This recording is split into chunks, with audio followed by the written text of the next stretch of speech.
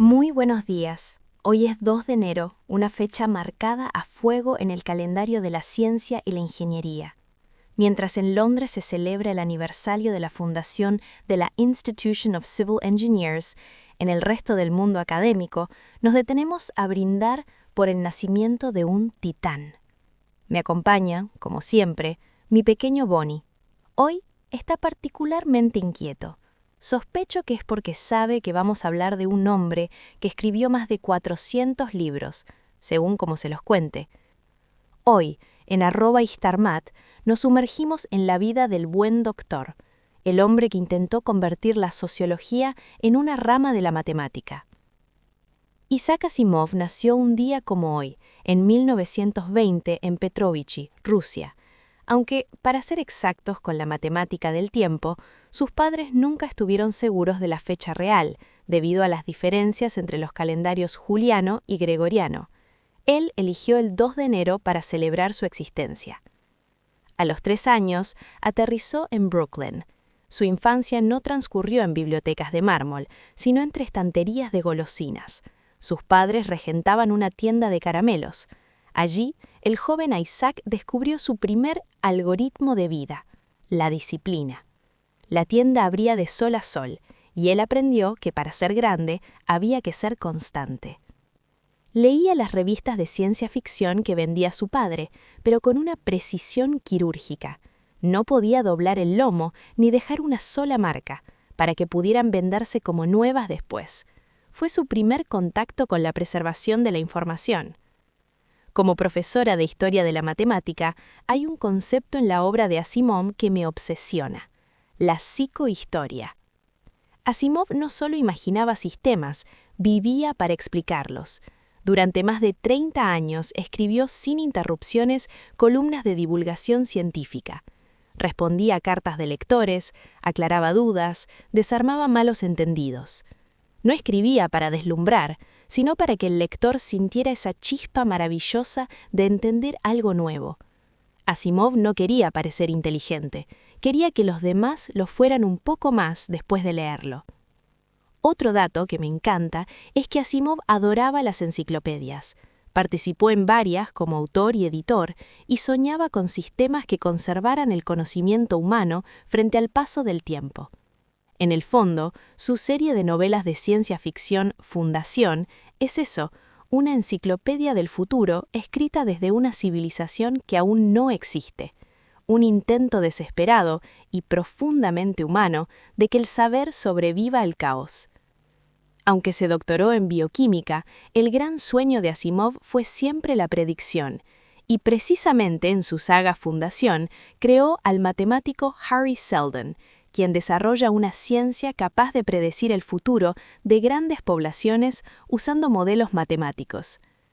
Asimov planteaba que aunque la voluntad de un individuo sea azarosa e impredecible, como Bonnie cuando ve una paloma, la masa de miles de millones de humanos se comporta como un fluido gaseoso.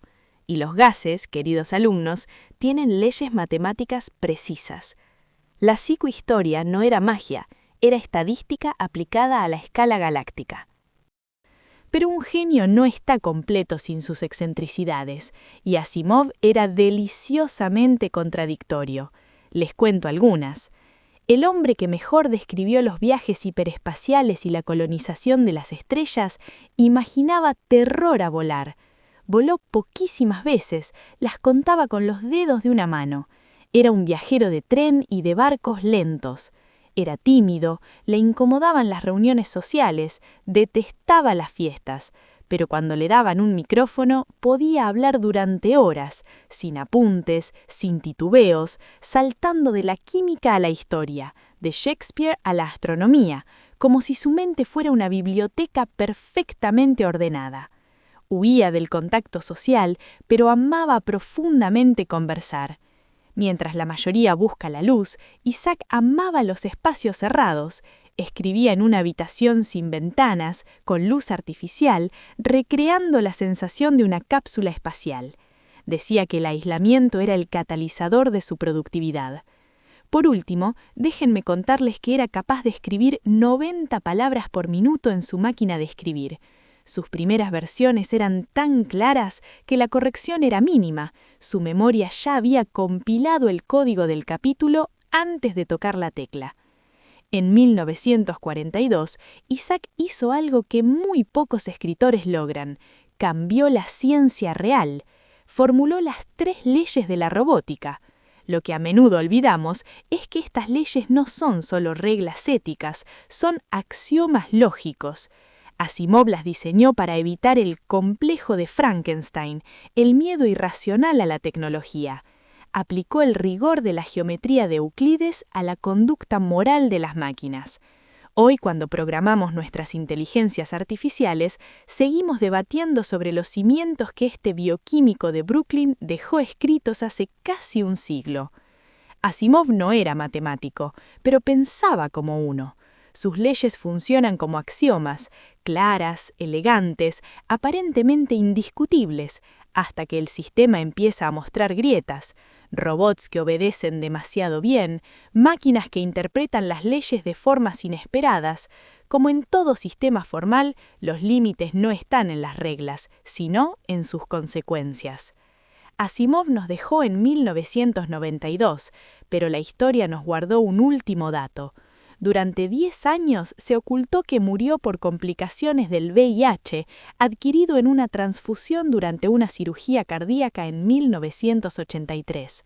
En aquel entonces, el miedo y el estigma eran tan grandes que su familia decidió proteger su legado en silencio.